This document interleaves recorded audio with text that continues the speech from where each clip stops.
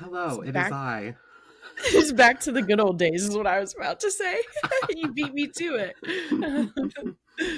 It's so weird to see us Yeah, without just our two of our little us. blonde bombshell in the middle.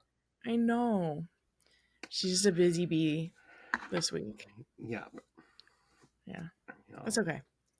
Just kicking it old school. kicking it old school. I Killing the tea style. yeah, let's kill some tea. Um, so I've been doing some major like organization, like on my Mm. phone in my notes, with my life, with my books specifically. And I have one of those like book trees with like the shelves that kind of go like this. Oh For yeah. anybody watching, like or for anybody who can't see me, they're just like in the middle of one another, pointing in different directions. And I think I'm gonna make that my TBR. Ooh, that's a good size for it. Yeah. So I was gonna do that, and then I'm replacing one of my book carts with a larger book cart for some Mm-hmm. of the books that have been piling up all over. And I've done some like major organizing with like backlist I want to read in 2025. Um I have like piles of books that I got myself Mm-hmm. for like after Christmas with like gift cards and stuff. Oh yeah. So I was going to ask you as our icebreaker. Oh yeah. I know that you're a Kindle girly, I but know. whichever one works more specific for you, is there anything book wise that you would like to organize better in 2025? And if not, because you're a Kindle girly, how many books do you think you have downloaded after Christmas to now? I didn't get any gift cards, so that answer won't be as fun. I did see that Temper by Lane Fargo, that's the only one of hers I haven't read yet, was $1.99 because Steph sent it to me a couple days ago. So I bought that one. And did I buy anything else? Oh, I bought Hostage because that's like the backlist book club pick. So Mhm. those are the two that I have bought. Organization wise, though, in terms of the podcast specifically, or like it is kind of a bookish thing Mhm. still, I guess is what I'm saying. Um I need to like organize the transcripts somewhere so that we can make deep cut references sometimes if we wanted to, Ooh, that would or be like fun. search the amount of time, like for just like fun data too, like how many times we've actually talked about Bright Young Women or Ashley Your Winstead, like computer all of it. crashes. It would just be fun data to have, so I kind of want to do that. And it's like Riverside does it. It's just a matter of me putting it all in one place. Yeah, yeah. I've just been like organizing my notes with like, here are my arcs. Mm. Here's like the backlist. Like, here's what I got myself. Because I wanted to like take a picture for like Instagram of like, here's what I got myself with like gift cards and stuff like that. Yeah. Um, but like, I'm like looking at like the pile of like stuff that I want to read, and I'm like, where's the time? Oh, I know. You know? But I keep thinking, for whatever reason, when I wake up in the morning, I'm like, I'm going to get through all my work so fast, which, like, you know, I get I can't remember what some people call it, but I have an inflated sense of like how quickly I can do something in the morning. Like, I'm overly optimistic. And I'm like, then I'm just going to read. And then I'm like, no, there's just shit I need to do. I know, I feel you. I feel like everything like kind of like hits all at once for me. Like, Mm I come in and like, come in. I start work in the morning because I work from home. hmm. Mm hmm. And I'm like, oh, it doesn't look like it's going to be too bad today. And I'm like, Yeah. then like 9:30, like the shit hits the fan and I'm like super swamped, Mm which was like today was one of ththose days that, like everything hit me all at once. hmm. Mm hmm. Um, or I'm like, oh my God, I'm so busy. I'm never going to catch up. And then like 10 o'clock comes and I'm like, okay, I'm a little bored right now. So I get that. That's I get funny. that a lot. Mm hmm. Um, but yeah, I've just been like trying to like organize books and get my life in place. And I feel somewhat optimistic about it. I'm just nervous that this cart is going to get here and I'm going to be like, I still have too many I know. You have a books. lot. Yeah. Yeah, I'm just like a little anxious about that, but we'll see. Once it's organized, I'll feel better, I'm sure, because I'm one of those people that feels less anxious when like things are organized. As you can see Oh with my yeah. one TBR cart right here that has like piles of books on it. Here are some Just clothes waiting to be read. that I received today that I had ordered myself. Here's some Oh, clean nice. jeans that need to go be put away, but I just, That's where you're at. love to stretch myself thin. Um, Yeah. but I was thinking, Mm-hmm. even when you and I used to do Killing the Tea, and Mm-hmm. sometimes when it's like you, Steph, and I feel like we have these, um, like we have so much in common, but we also have like our own interests. And Mm-hmm. it's like we all love like books about podcasts or like certain thriller tropes. Yeah. But like then like sometimes it's like kind of hard to like fit in things that you're very passionate about because you're like, oh, I love this book, but there's no podcast element. It doesn't fit in with this. It doesn't fit with Right. that. So like I was thinking because like we usually discuss things like this anyway, I thought it would be fun to have an episode where we picked out our favorite like sub genre or Mm-hmm. niche genre Genre. or drama. I mean, it could be drama if you want it to It be. can be. Or like something very specific that we like in thrillers, just to highlight some books that, we really love seeing that in. Yes. I love doing these like subgenre or like micro genre picks. I do too. I They're just like fun. they're fun. Yeah. I mean, I love talking about books in general. I Right. just sometimes struggle when I'm like, oh, here's an opportunity for me to talk about Bright Young Women again. And people are like rolling their eyes or like, oh, Yeah. like I love this topic, but I have like three when we're going to discuss four or something. You know what I mean? Yeah. So I just Mm-hmm. thought it would be like fun to like highlight some books that you love that you're very passionate about that might not be something I've read or I would be into, but like Mm-hmm. all of the people who are the Bookwild babes might Mm-hmm. appreciate. Yeah. Because it's like I I keep discovering new little subgenres like even last year. Like it just still happens. You would think Yeah. that like eventually I would have discovered them all, but sometimes you hear something and then you try it and you're like, "Oh, maybe this is for me." Yeah. Hmm. Hmm. And I think it's like also good for like people who listen to because like some people are like, "Oh my god, I love serial killer thrillers, but I also love spy thrillers." Yeah. You know what I mean? Whereas like I'm like a serial killer story, give it to me, and like a spy thriller, I'm gonna get lost on it because we've justified that there are just some subgenres that I am not very smart with. You're just differently interested. I'm just still being haunted by this is the Oh, year. you even have it. This is the year. I'm going to finally read this. Yes. I'm adding it to I'm my excited. I'm excited to talk with you about it. even if I like don't understand it, I'm just gonna be like, There's I still did it. vibes is the thing Yeah. too. You don't even have to cuz like some of understanding it or like what happened to me when I just went into a full-blown mania about it was like I wanted to think about every single thing and like you don't even Right. get answers to every single thing.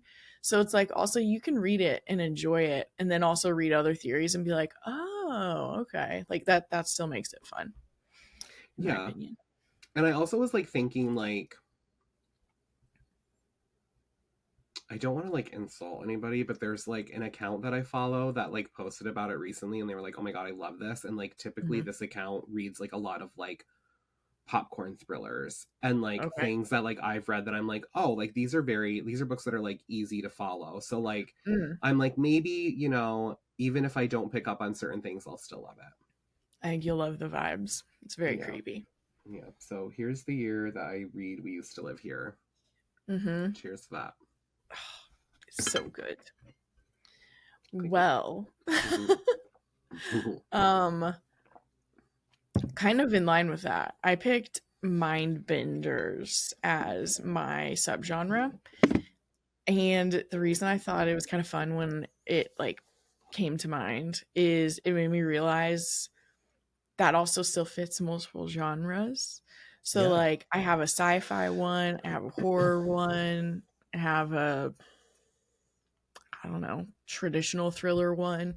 So it was kind of cool when I realized like Mindbender also encompasses a lot. Mine is like very like specific. That's good. But like mine are all basically like crime fiction thrillers that like deal with cold case murders. Um Mm-hmm. I love a cold case murder thriller, but Mm-hmm. I really love when, and I blame Return to Midnight for this. Mm. I love when it's something that has happened a while ago and there's either like the question of did this person that we think is responsible do it, or Mm. is there more to the story than just like what was solved, or is it like still going to remain like unsolved? So Yes. I noticed that I really like that like plot device, and I've Mm-hmm. felt like every book that I've read that has used it has been like a winner for me. That's awesome. You know, like there haven't been any that I'm like, oh, that didn't work, you know? Like, so Yeah. I was like, that's something that I would love to highlight because I feel like it just really works for me, but it keeps me invested in the story Yes. even more. Yeah. That's how I feel about mind bending ones. Yeah. I feel like it keeps me in it. Why don't you kick us off So then?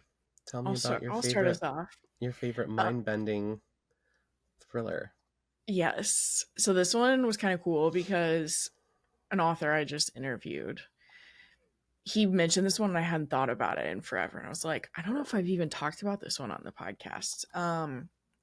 Recursion by Blake Crouch is, I think, one of his trippiest. Like it's a little trippier than Dark Matter even. Where did this, here we go. Memory makes reality. That's what New York City cop Barry Sutton is learning as he investigates the devastating phenomenon the media has dubbed false memory syndrome, a mysterious affliction that drives its victims mad with memories of a life they never lived. That's what neuroscientist Helena Smith believes. It's why she's dedicated her life to creating a technology that will let us preserve our most precious memories. If she succeeds, anyone will be able to re experience a first kiss, the birth of a child, the final moment with a dying parent. As Barry searches for the truth, he comes face to face with an opponent more terrifying than any disease, a force that attacks not just our minds, but the very fabric of the past. And as its effects begin to unmake the world as we know it, only he and Helena working together will stand a chance at defeating it. But how can they make a stand when reality itself is shifting and crumbling all around them? Dang. Such high stakes in all of his Dang, dang. books. There's like, God, of course I don't remember the name of it. I can remember the poster. There's like a movie that I watched that has like a little bit of like a sci-fi element to it. Mm. And I feel like it would be like a Blake Crouch book, but it's basically like, I don't remember the name of it. It's about this man whose wife is murdered, and Okay. this scientist comes up with this like formula that he can inject into the husband so that the husband can see what she saw before she was murdered so that he can like solve and find out who killed her. Oh, that sounds good. It was really good. It was really good. I think like Ray Liotta might be.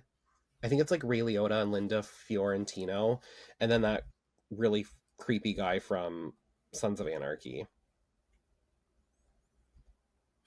I don't know who the creepy guy from. It's called Unforgettable. I just found it at the same time as you. And the creepy guy is Kim Coates. Okay. Yeah. Damn. Yeah, I'm gonna have to watch that. It is so good. I'll watch it with you the day that you watch it. I don't know. It's like one of those Okay. things that like I watched it like a long time ago, so I kind of wonder if like I watch it again, if I would still be like, oh my god, that's so good and interesting, or if I'd be like, ooh, Right. you once had shitty taste. Yeah. I know. You can't always tell how things hold up. Some things do and some things don't. But I feel like Blake Crouch is like somebody that could do something that's like a thriller that's like, even Mm. if you're not into like sci-fi necessarily, Yes. like you could get into his books. Yeah, it's really approachable sci-fi. Approachable sci-fi. I love your Yeah. wording sometimes. I'm like, Well, thank you. I'm like the valley girl and you're the like the Just studious wordy, whatever wordy. that is. Yeah. And I'm like, you know what I mean? Like when I like Oh, I say have my fair share of likes. no, so sometimes just to relive good memes or to listen back to myself and see if there's any way I can improve. I always listen to our episodes when they come out. Well, I mean, I Mhm. listen to all your episodes, but I kind of like focus on like, Oh, okay, yeah. Garrett, like where can you improve when I hear the ones that I'm in? And I Mhm. always think to myself, I don't realize how many times I say the word like until I'm listening back. Yeah. And it's like I I do it sometimes I too. wonder how many times people have probably turned off the podcast because they're like, if he says the word like one more time, I'm gonna lose my mind. I think a lot of people do it more I than you don't think. know. It could be, but I'm okay with it. I guess it's just who I am. So yeah. But yeah, Blake Crouch. Yeah, he's awesome. I've heard a lot of good things. Well, I'm sorry, what is the other really popular title that he did? Dark Matter? Dark Matter. And that's Mhm. a movie or a show? It's a show on Apple. I want to watch that. I'm adding it to my list. I need to. We've been watching Slow Horses on Apple and it is so good. We're in a spy world right now. Tyler all of a sudden got interested in watching TV if it was spies and I was like, "Welcome to my world."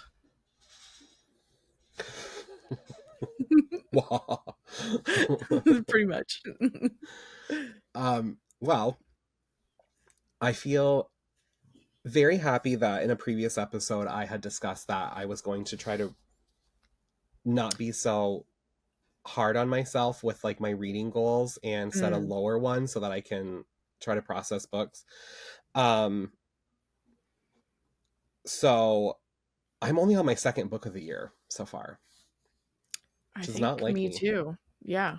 which is not like me, but I am loving it and it fits my theme here. Even better. So I'm going to talk about a book that features a cold case called The Lost House by Melissa Larson. Ooh.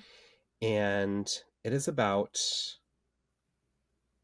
a 40-year-old crime in which a young woman and her infant daughter were found brutally buried in the cold Icelandic snow, lying together as peacefully as though sleeping, except for the mother's throat had been slashed and the infant drowned. The case was never solved. There were no arrests, no conviction, just a suspicion turned into the theory of the husband is the one who did it. When he took his son and fled halfway across the world to California, it was proof enough of his guilt. Now, nearly half a century later, and a year after his death, his granddaughter Agnes is ready to clear her grandfather's name once and for all. Still recovering from his death and a devastating injury, Agnes wants nothing more than an excuse to escape the shambles of her once stable life, which is why she so readily accepts the true crime expert Nora Carver's invitation to be interviewed for her popular podcast. Agnes packs a bag and hops on the last flight out to the remote town of Bifrost. I know. I don't know how to pronounce it either. Bifrost. She's in Iceland, needless to She's say. in Iceland, guys. Where Nora is staying and where Agnes's father grew up and where supposedly her grandfather slaughtered his wife and infant daughter. Is it merely coincidence that a local girl goes missing the same weekend Agnes arrives? Suddenly, Agnes and Nora's investigation is turned upside down and everyone in the small Icelandic town is once again a suspect. Seeking to unearth old and new truths alike, Agnes finds herself drawn into a web of secrets that threaten the redemption she is hell-bent on delivering, and even her life, discovering how far a person will go to protect their family, their safety, and their secrets. There's a lot going on there. A My lot. hiccups have made their A appearance. lot. And it is so, like, cinematic and atmospheric. It, like, Mm. the way that she combines the eeriness of the weather in Mm. Iceland with how beautiful it is visually is just so good, you know? And we're having a snowstorm up here. We're having like very Same. cold, cold, cold weather. It's been about 15 degrees and snowing and blowing. So I just kind of feel as though I'm in Iceland, even though I'm in the comfort of my own home in upstate New York. I feel you. It's the same thing here. We got like a foot of snow. It's a lot. It is insane. It is insane. I've been cooped up. I haven't left my house in 4 days, Damn. which is a lot for me. You're And introverted here now. we're supposed to get 3 to 6 inches of snow tonight, and I'm like, Ooh, I'm still venturing out because if I get cabin fever anymore, it's not working for you. I have to save my sanity. Yeah, definitely. But yeah, The Lost House is so good right now. I Love need it. to read it. I think you'll really get into it because you've read Nordic Noir before, Yeah. and it's like Nordic Noir, but it's more fast paced Yeah. because it is a little bit more. Here's some atmosphere. Here's a little cliffhanger. Yeah. And Try to put me down, I Kate. like feeling cold or pretending I'm feeling cold. So Yeah, it's 'cause one I of don't like those books where there's a scene when this, I mean, this is obviously not a spoiler, so I wouldn't mention it, but there's one mm-hmm. of those scenes where when Agnes arrives, she's talking about how like she can feel the cold through her bones, Mm. and she sees this very plush, warm, inviting bed, Ooh. and just how tempting it is to like take a Just hot shower and climb right in. oh, And I just that's thought the those are best vibes. feeling. Yeah. Yes. Yeah. Well, There add you it to go. my list. I think this next one is the last book I read in 2024. I think it was. I don't know. But this is my horror mind bending one. It's I'm Thinking of Ending Things by Ian Reid. And the synopsis is very vague, and everything about it is very vague. I'm thinking of ending things. Once this thought arrives, it stays, it sticks, it lingers. It's always there, always. Jake once said, sometimes a thought is closer to the truth, to reality, than an action. You can say anything, you can do anything, but you can't fake a thought. And here's what I'm thinking: I don't want to be here. In this smart and intense literary suspense novel, Ian Reid explores the depths of the human psyche, questioning consciousness, free will, the value of friendships, fear, and the limitations of solitude. Doesn't tell you much, but you want to not know much. Is this a movie? On Netflix, yeah. Okay. There's this book and another one called Things Have Gotten Worse Since We Last Spoke. Yeah, you mentioned it a couple I episodes always ago. confuse the two. Oh, yeah. So I always wonder which one is the movie. But I believe the movie of this one is, I believe Toni Collette is in it, correct? I don't know. I haven't watched it because like some of the readers talked about how some of the changes they made that they didn't really like, and so I've been scared to watch it. So I haven't. Toni Collette is in it. Nice. You knew it. Yeah, what I will say about this one is really fun if you like thought experiments in terms of like that comes up in philosophy, but sometimes saying philosophy sounds so heavy or whatever. Mm-hmm. But if like thought experiments are really interesting to you, this book will be very interesting to you. But it's very niche. It's very unique. So, yeah. I don't know. Maybe I'll get into horror a little bit more this year. Maybe. Who knows? Once I read We Used to Live Here, imagine I'm just What if you filling get my just as obsessed? Yeah. I just filling my TBR with like nothing but horror and mind bending things, and then I'm in sci-fi, and then I'm feeling adventurous. I So I bring get you into all the way into the sci-fi world. I'm like, I don't want to ever read a serial killer book again. Who's Bright Young Women? But no, I don't know. I was thinking of watching the movie Mm-hmm. before. Usually I obviously like to read the book before I watch the movie, but Right. I kept thinking if I'm going to get lost in the book, then maybe the movie would be kind of, the route to go. Yeah. So maybe I'll watch it. But I know what it's like to have an adaptation that just kind of fails you. Yeah, I know. It It happened would to be me with it's a the Snowman. oh yeah. I think if you watch the movie and didn't read the book, you'd be like, that wasn't too bad. Mm-hmm. But there are But some when you things know. that they did in the book or in the movie Mm-hmm. that I was not expecting because that's not how it happened in the book, and I was just Oh, pissed. yeah, I don't blame you. Like killing people that were supposed to survive. Oh my gosh. I was like, no, Well, that's shitty. I did not read an entire series of these people for you to just knock them off in one movie. But Right. um, speaking of murders, Speaking of murder. speaking of murders, one of my favorite books that deals with cold case serial killer is A Mm-hmm. Flicker in the Dark by Stacey Willingham. Mm-hmm. I love family dynamics, I love serial killers, and I love cold cases. So let's just get this party started. When Chloe Davis was 12, six teenage girls went missing in her small Louisiana town. By the end of the summer, Chloe's father had been arrested as a serial killer and promptly put in prison. Chloe and the rest of her family were left to grapple with the truth and try to move forward while dealing with the aftermath. Now, 20 years later, Chloe is a psychologist in a private practice in Baton Rouge and getting ready for her wedding.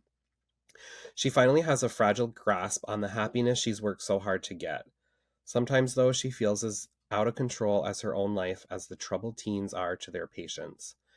When a local teenage girl goes missing and then another, and that terrifying summer comes crashing back, is she paranoid and seeing parallels that aren't really there?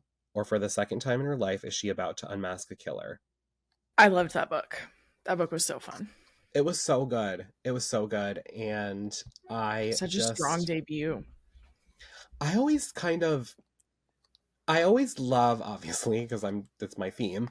I always love where there's a cold case and maybe a copycat Mm-hmm. or that question of, is this person guilty or are they not? I always find it Mm-hmm. very interesting, but I feel as though I always see it in a police procedural from the detective perspective. So the fact Yeah. that it's Chloe's perspective and it's her father that is Mm-hmm. the allegedly guilty serial killer, I just thought it Mm-hmm. brought a lot more to the story than just saying like maybe this, John Doe is not the killer. It's just like somebody that we Right. don't know, where it's, she's kind of going back and forth with her memories and Mm-hmm. everything that happened that summer and how it's parallel to what's happening in present time. Just found it really good and fascinating. Yeah, I really personalized it. Oh no. As my voice completely goes out. It happens to the best of us. Well, I have one that also is asking the question who did what. That's my clunky segue. So this is my more traditional thriller, Stay Awake by Golden. And I just burned through this one. I remember like I read this one in less than a day because I was just obsessed from the get-go. Liv Reese wakes up in the back of a taxi with no idea where she is or how she got there. When she's dropped off at the door of her brownstone, a stranger answers, a stranger who now lives in her apartment and forces her out in the cold. She reaches for her phone to call for help, only to discover it's missing, and in its place is a blood-stained knife. That's when she sees that her hands are covered in black pen, scribbled messages like graffiti on her skin. Stay awake. 2 years ago, Liv was living with her best friend, dating a new man, and thriving as a successful writer for a trendy magazine. Now she's lost and disoriented in a New York City that looks nothing like what she remembers. Catching a glimpse of the local news, she's horrified to see reports of a crime scene where the victim's blood has been used to scrawl a message across a window, the same message that's inked on her hands. What did she do last night, and why does she remember nothing from the past 2 years? Liv finds herself on the run for a crime she doesn't remember committing as she tries to piece together the fragments of her life. But there's someone who does know exactly what she did, and they'll do anything to make her forget permanently. Ooh, so That's just always such a terrifying idea to like all of a sudden like kind of like come to consciousness and you're like, who am I? Where am I? What did I do? Mm-hmm. Especially where like, or like you say, like one of your fears is Being being framed. framed. So like, could you Yes. imagine waking up and not knowing who you are, but then somebody's like, Oh, I would fall apart. you're a murderer. I'm like, I'm sure of self-defense. Yeah. There's also, if you like stay awake, there's a book called Are You Sarah by S.C. Lally Mm. that's really good. It is about a girl in a bar who runs into another girl in a bar and she's drunk and they Mm. kind of befriend one another and they both find out that their names are both Sarah and one's with an H and one's without. And when they go outside and they leave the bar, they get into their Ubers and part ways. And then our main protagonist realizes that she's in the wrong Sarah's Uber. So by the time she gets home, the other girl that she met is murdered on her doorstep. So she's Whoa. like, did somebody, like, was somebody trying to kill me instead? Or like, what is happening? And it's so good. And it's very action packed. Ooh, I need to read this one. I Yeah. remember you talking about it. Yeah, it's really good. So that's my comp. Definitely need that one. I wish I could like I wish I could come up with my own little like 1 to 2 sentence synopsis of other books the way that I just did that one, because that Yeah, you really did. coming from memory was actually pretty good, but I feel like I'm always nervous I'm going to spoil something. Oh, I know.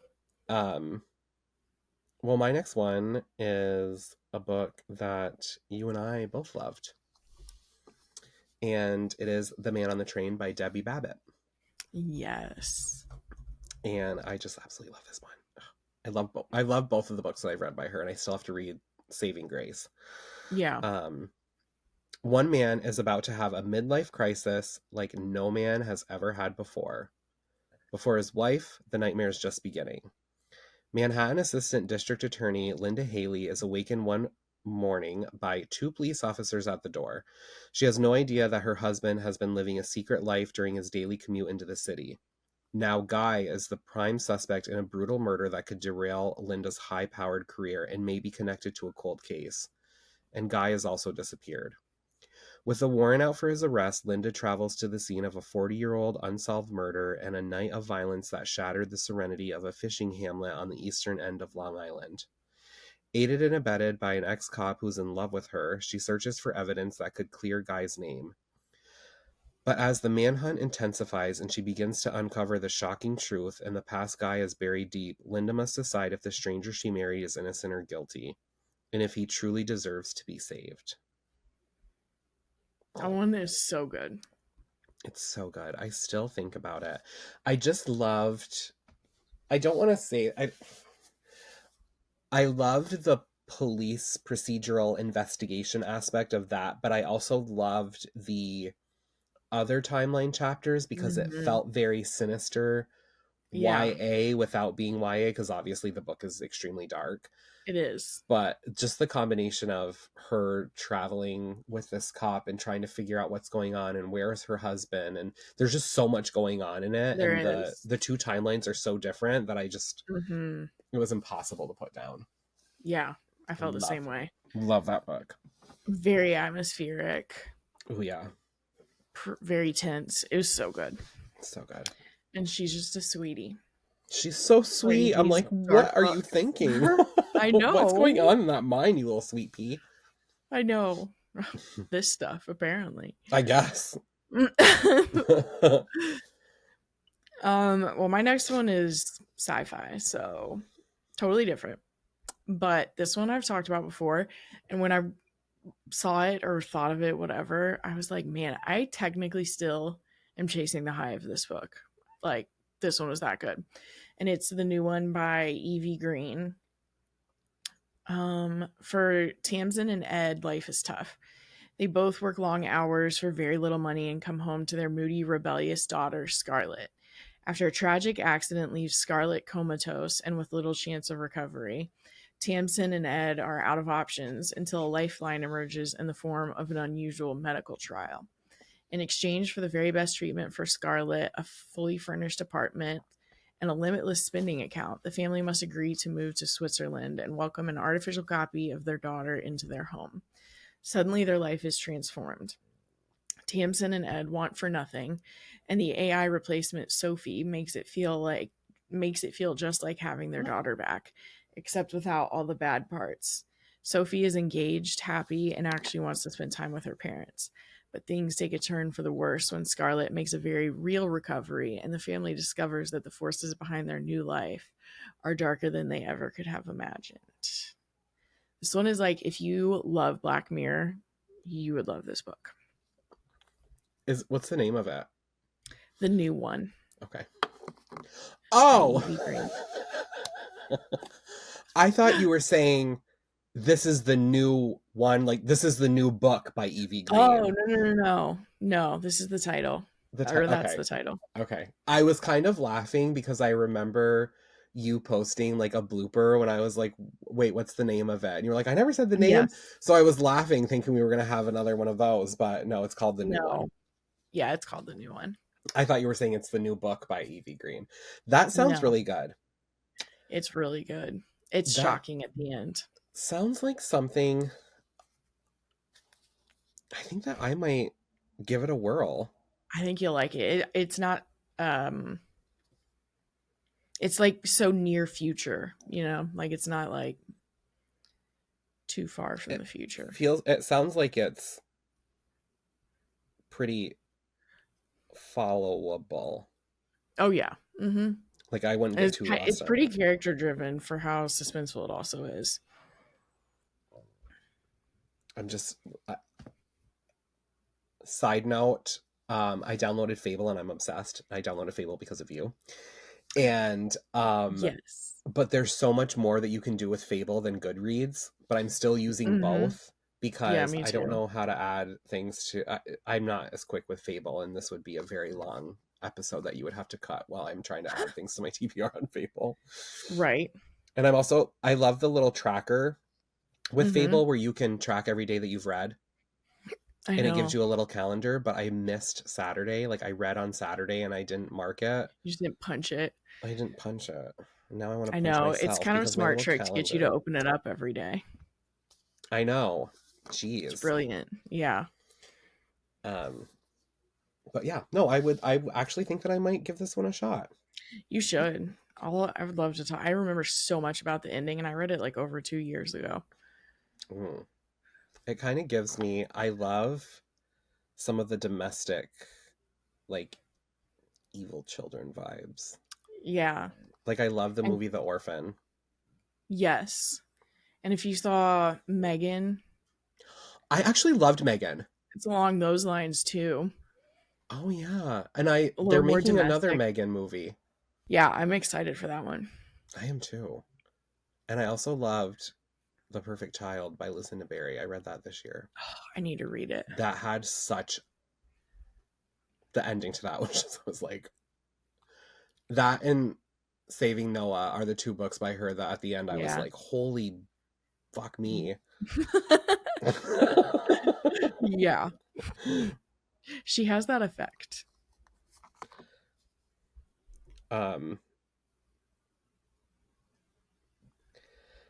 So my next one is Leave the Girls Behind by Jacqueline Bublitz because she's amazing and I love her. It is about Ruth Ann Baker, who is a college dropout and a bartender, but she's also an amateur detective who can't stay away from true crime. 19 years ago, her childhood friend was murdered by a suspected serial killer, Ethan Oswald. Still tormented by the case, Ruth can't help but think of the long-dead Oswald when another girl goes missing in the same town. When she uncovers startling new evidence that suggests Oswald did not act alone, she's determined to find his deadly partner in crime. Embarking on a global investigation, Ruth becomes close to 3 very different women, one of whom might just hold the key to what happened to the missing girl and her childhood friend all those years ago. You might like this one because she does. It's not like I don't know how to say it. It's not just her in one area. She does travel to like different countries and stuff. Yeah, I do need to read this one. I ended up not getting it on NetGalley, and then I forgot to pick it up. It That is, cover's so pretty. it's so pretty and it's so good. And Mm, I was just thinking about how like much of an odyssey it was. I mean, it's not a very long book, but it just takes hmm you on such a wild journey because it really kicks off, Right. and it's really dark Per use. per usual. But it's Yeah, so like there's so many similarities in her writing between her first novel and this one that I just can't wait to see what she has up her sleeve for book 3. I know. There's so many similarities in the writing, but the plots are so different, but they're just like hmm that dark and haunting, and I Yeah, just love me some Jacqueline. I know. I need to join you guys in that because You Steph would read it love. too. Yeah, Yeah. she did. Yeah. Well, my last one is another one about memory from last year. The Mechanics of Memory by Audrey Lee, which also I love the cover. I think it's so cool. Never forget, memory is Copeland Stark's business. Yet after months of reconsolidation treatments at their sleek new flagship facility, Hope Nakano still has no idea what happened to her lost year or the life she was just beginning to build with her one great love. Each procedure surfaces fragmented clues that erode Hope's trust in her own memories, especially the ones of Luke. As inconsistencies mount, her search for answers reveals a much larger secret Copeland Stark is determined to protect. But everyone has secrets, including Hope. Bum, bum, bum. Yeah, this one, for some reason, it kind of reminded me of Legion, which was a TV show. But there's not superheroes in this one, but like the feeling of being in the like rehab treatment was similar to how Legion portrayed it. I don't think that's actually very helpful for most people, but there's that fact. I just, I really think to myself, 2024 was not a great year for me. Yeah. And I think of how different my life and everything that's happened in the past year, but I went through all of that. So I just can't imagine waking up and being like, well, your life kind of went to shit, but you don't Mm, know why. yeah. You have no hmm recollection of the last year. Like that scares the hell out of me. I know. Same. Just losing memories in general sounds terrifying. Well, I love how your picks are all scaring me for like different reasons, where I'm like, I can read a book about a serial killer or like fall asleep to a true crime documentary and that does not scare hmm me. But the fact of me being framed or waking up with no Yeah. memory or losing a year of my life, I'm like, well, thanks a lot, Kate. Now I'm not going to sleep tonight. You're like, I don't even have to read them. I'm scared. Yeah, I know. I know. It's kind of like how you're nervous about a couple of the heartbreaker books that I want you to read, and Yes. I'm like, well, I'm nervous because I don't think that I would sleep in this case. And I'm like, if I read it the wrong day, I'd be out depressed for weeks. Yeah, Maybe. I'm stronger than that, I'm gonna but build you up. I'm gonna yeah, build you up. you will. Um, my last one is very bleak. Well, it needs to. It better be. It has to be. But it's one that I don't even know when I read this. Oops. So I run my chapstick across my. Let me see here. So 2 years ago, over 2 years ago, and I still think of this ending. Wow. And I still remember like details and what I envisioned when I read it. And it is All Good People Here by my incredible love of my life, Ashley Yes. Flowers. Um, is Wakarusa, Indiana, a real place? Yeah. Is that how you say it? I think so. I Okay. don't know. I only know because I almost went up there to make content, but it was 3.5 hours away, and I never was able to Oh, make it fit. that's a rough. I don't Yeah. blame you there. Well, hopefully I'm not butchering it, but everyone from Wakarusa, Indiana, remembers the case of January Jacobs, who was found dead in a ditch hours after her family awoke to find her gone. Margot Davies was 6 at the time, the same age as January, and they were next door neighbors. In the 20 years since, Margot has grown up, moved away, and become a big city journalist. But she's always being haunted by the fear that it could have been her. And the worst part is, January's killer was never brought to justice. When Margot returns home to help care for her sick uncle, it feels like walking into a time capsule. Wakarusa is exactly how she remembered: genial, stifled, secretive. Then news breaks of the 5-year-old Natalie Clark from the next town over, who's gone missing under eerily similar circumstances. With all the old feelings rushing back, Margot vows to find Natalie and solve January's murder once and for all. But the police, the family, the townspeople, they all seem to be hiding something. And the deeper Margot digs into Natalie's disappearance, the more resistance she encounters, and the colder January's case feels. Could the killer still be out there? Could it be the same person who kidnapped Natalie?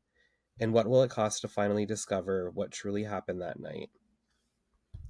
Dang, dang, dang. Ugh, That one is so so good. I'm just obsessed. And I still think of that ending. I know that ending There's is like extremely memorable. there's a very haunting line in the end of this one.